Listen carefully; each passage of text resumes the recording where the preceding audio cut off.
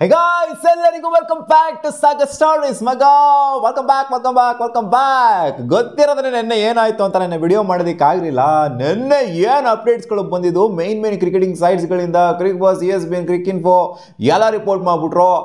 Trade buzz ಸಿಕ್ಕಾಪಟ್ಟೆ ಜೋರಾಗಿ ನಡೀತಾ ಇದೆ. ಈ ಟ್ರೇಡು ಆಗಬಹುದು ಅಂದರೆ ಈ ಸೈಟ್ಗಳ ರಿಪೋರ್ಟ್ ಮಾಡ್ತಿದ್ದಂಗೆ ನಾವು ಒಂದು ರೇಂಜಿಗೆ ಕನ್ಫರ್ಮೇಷನ್ ತಗೊಂಡ್ಬಿಟ್ವಿ. ಇಲ್ಲಾಗರು ಇದು ಸೀರಿಯಸ್ ಟ್ರೇಡ್ ಏನು ಆಗ್ತಾ ಇದೆ.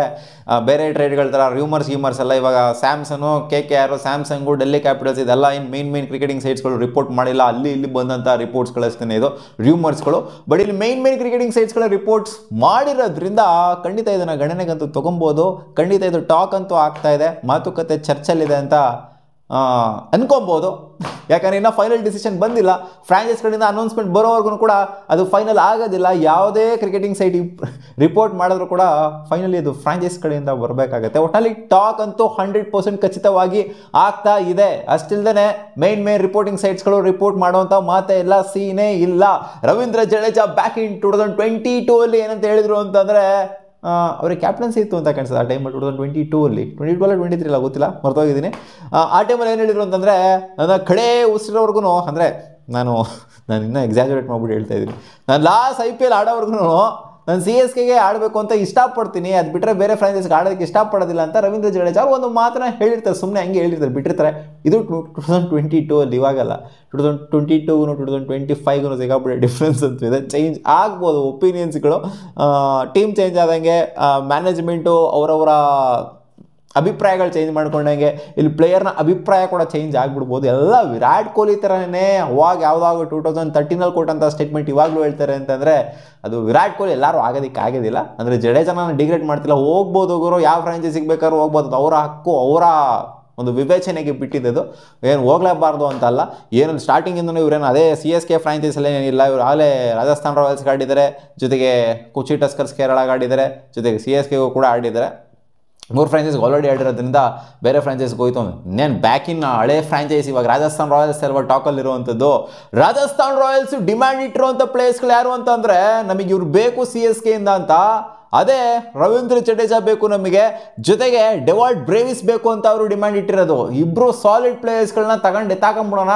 ಸಂಜು ಸ್ಯಾಮ್ಸನ್ಗೆ ಈ ಇಬ್ಬರು ಪ್ಲೇಯರ್ಸ್ಗಳನ್ನ ಕಳ್ಸ್ಕೊಂಡು ಕೊಡಿ, ನಾವು ಡಿಫ್ರೆನ್ಸ್ ಅಮೌಂಟ್ ಏನಿದೆ ಅದು ನಾವು ನಿಮಗೆ ಪೇ ಮಾಡ್ತೀವಿ. ಹೌದು, 18 ಕೋಟಿ ಜಡೇಜಾ, ಈ ಕಡೆ ಸ್ಯಾಮ್ಸಂಗ್ 18 ಕೋಟಿ, ಈ ಕಡೆ ಡೆವಾಲ್ಡ್ ಬ್ರೇವಿಸ್ಸು ಅಲ್ಪ ಸ್ವಲ್ಪ ಅಮೌಂಟ್ ಏನಂತ ಹೆವಿ ಕೋಟಿಗಳ ಗಟ್ಟಲೆ ಏನಲ್ಲ. ಸೊ ಇವ್ರನ್ನ ಕಳಿಸಿ ನಾವು ಡಿಫ್ರೆನ್ಸ್ ಅಮೌಂಟ್ನ ಪೇ ಮಾಡ್ಬಿಡ್ತೀವಿ, ನಿಮ್ಗೆ ಇಬ್ಬರನ್ನ ಕಳಿಸಿ ನಾವು ಒಬ್ರನ್ನ ಕಳಿಸ್ತೀವಿ ಅನ್ನೋ ಥರ ಇಲ್ಲಿ ಸೀನ್ ಆಗ್ತಾ ಇದೆಯಂತೆ. ಅದಕ್ಕೆ CSK ಅವರು ಇಲ್ಲಮ್ಮ ನಾವು ಜಡೇಜಾನ ಮತ್ತು ಸ್ಯಾಮ್ ಕರನ್ನ ಕಳಿಸ್ತೀವಿ, ಡೆವಾಲ್ಡ್ ಬ್ರೇವಿಸ್ನೆಲ್ಲ ಕಳಿಸಲ್ಲ. Dewald Brevis solid player, last season CSKಗೆ ಇಂಪ್ಯಾಕ್ಟ್ ಮಾಡಿದ್ದವ್ರೇನೆ. ಸ್ಯಾಮ್ ಕರನ್ ತಕ್ಕಮಟ್ಟಿಗೆ ಮಾಡಿದ್ರು ಬ್ಯಾಟಿಂಗಲ್ಲಿ ಇಲ್ಲ ಅಂತಲ್ಲ, ಬಟ್ ಆದರೆ ಸಖತ್ ಇಂಪ್ಯಾಕ್ಟ್ ಮಾಡಿದ್ರು ಡೆವಾಲ್ಡ್ ಬ್ರೇವಿಸು. ಫಿನಿಶಿಂಗ್ ರೋಲಲ್ಲಿ, ಲೋ ಡೌನ್ ದ ಆರ್ಡ್ರಲ್ಲಿ ಸಖತ್ ಇಂಪ್ಯಾಕ್ಟ್ ಮಾಡಿರೋದು ಅವ್ರನ್ನಂತೂ ಬಿಡೋ ಮಾತೇ ಇಲ್ಲ. ಅವ್ರು ಬಿಟ್ಟರು ಅಂದರೆ ಕೆಟ್ಟರು ಅಷ್ಟೇ CSK ಅವರು. ಡೆವಾಲ್ಡ್ ಬ್ರೇವಿಸ್ನ ಬಿಡಲೇ ಕೂಡ್ದು, ಸ್ಯಾಮ್ ಕರನ್ ಬಿಟ್ಟರು ಕೂಡ ಇವ್ರನ್ನಂತೂ ಬಿಡಲೇ ಕೂಡ್ದು. ಸ್ಯಾಮ್ ಕರನ್ ಎಂಥ ಮಟ್ಟಿಗೆ ಏನು ಇಂಪ್ಯಾಕ್ಟ್ ಮಾಡಲ್ಲ, ಅದರಿಂದ ಸ್ಯಾಮ್ ಕರನ್ನ ಬಿಟ್ಕೊಂಡು ಕೊಡ್ತೀವಿ ನಾವು.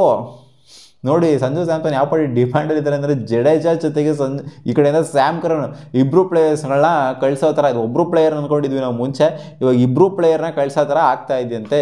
ಇದು ESPN ಕ್ರಿಕ್ ಇನ್ಫೋನ ರಿಪೋರ್ಟ್ ಮಾಡಿದ್ದೆ. ನಾನೇನು ಸುಳ್ಳುಗಳೆಲ್ಲ ಏನು ಹೇಳ್ತಾ ಇಲ್ಲ, ಇದು ನೆನ್ನೆಯಿಂದನೇ ಆಗ್ತಾ ಇರೋವಂಥ ಸೀನು. ಜೊತೆಗೆ ರಾಯಲ್ ವ್ಯಾಗನ್ ಏನಿದ್ರಪ್ಪ ಇನ್ಸ್ಟಾಗ್ರಾಮಲ್ಲಿ ನಮ್ಮ ಜಡೇಜಾ ಅವರು ಅವರ ಅಕೌಂಟ್ನ ಡಿಸೇಬಲ್ ಮಾಡಿಬಿಟ್ಟಿದ್ರೆ, ಡಿಆಕ್ಟಿವೇಟ್ ಮಾಡಿಬಿಟ್ಟಿದ್ರೆ. ಆಲ್ ಆಫ್ ಎ ಸಡನ್ ಈ ಟ್ರೇಡ್ ಬಸ್ ಶುರು ಆಗ್ತಾ ಇದ್ದಂಗೆ, ರೊಚ್ಚಿಗೆ ಹೇಳ್ತಾ ಇದ್ದಂಗೆ ಎಲ್ಲ ಅಜ್ಜಿ ಟ್ಯಾಗ್ ಮಾಡೋರೆಲ್ಲ ಹಾಕೋಣ ಅಜ್ಜಿ ಯಾವ್ದು ಇದು ಕರ್ಮ ಅಂತ ಅಂದ್ಕೊಂಡು ಡಿಆಕ್ಟಿವೇಟ್ ಮಾಡೋರು ಒಂಥರ ಕಾಣಿಸ್ತೈತೆ. ಇವಾಗ ಜಡೇಜಾ ಅವ್ರ ಅಕೌಂಟು ಕರೆಂಟ್ಲಿ ನೋಡೋದಕ್ಕೆ ಸಿಗ್ತಾ ಇಲ್ಲ ಎಲ್ಲೂ ಕೂಡ. ಇದೆಲ್ಲ ನೋಡ್ತಾನೆ ಖಂಡಿತ ಟ್ರೇಡ್ ಬಸ್ ಅಂತೂ, ಅಂದರೆ ಟ್ರೇಡ್ ಆಗ್ತಾ ಇದೆ, ಟ್ರೇಡ್ ವಿಚಾರ ಚರ್ಚೆ ಆಗ್ತಾ ಇದೆ. ಇದಕ್ಕೆ ಪ್ಲೇಯರ್ ಒಪ್ಕೊಬೇಕು ಆ್ಯಂಡ್ 2 ಫ್ರಾಂಚೈಸ್ಗಳು ಒಪ್ಕೊಬೇಕು. 2 ಫ್ರಾಂಚೈಸ್ ಒಪ್ಕೊಂಡು ಪ್ಲೇಯರ್ ಒಪ್ಕೊಂತು ಅಂತಂದರೆ ಖಂಡಿತ 100% ಇದು ಆಗೇ ಆಗುತ್ತೆ ಟ್ರೇಡು. ಇಲ್ಲಿ ಫ್ರಾಂಚೈಸ್ಗಳು ಒಪ್ಕೊಂಡಿಲ್ಲ ಅಂದ್ರೂ ಕೂಡ ಟ್ರೇಡ್ ಆಗಲ್ಲ, ಪ್ಲೇಯರ್ ಒಪ್ಕೊಂಡಿಲ್ಲ ಅಂದ್ರೂ ಕೂಡ ಟ್ರೇಡ್ ಆಗೋದಿಲ್ಲ. ಸೊ ಇದು ಮ್ಯೂಚುವಲ್ ಅಂಡರ್ಸ್ಟ್ಯಾಂಡಿಂಗ್ ಇರಲೇಬೇಕು ಫ್ರಾಂಚೈಸ್ಗಳ ಮಧ್ಯ, ಜೊತೆಗೆ ಪ್ಲೇಯರ್ನ ಮಧ್ಯ. ಸೊ ಕಾದ್ನೋಣ ಏನಾಗುತ್ತೆ ಅಂತ. ಸೊ ಕರೆಂಟ್ಲಿ ಬರ್ತಿರೋ ಅಪ್ಡೇಟ್ ಇದು. ರವೀಂದ್ರ ಜಡೇಜಾಗೆ ಜೊತೆಗೆ ಸ್ಯಾಮ್ ಕರನ್ಗೆ ಟ್ರೇಡ್ ಆಗೋದಕ್ಕೆ ರೆಡಿ ಆಗ್ತಾ ಇದ್ರಂತೆ ಸಂಜು ಸ್ಯಾಮ್ಸನ್ CSKಗೆ ಅಂತ.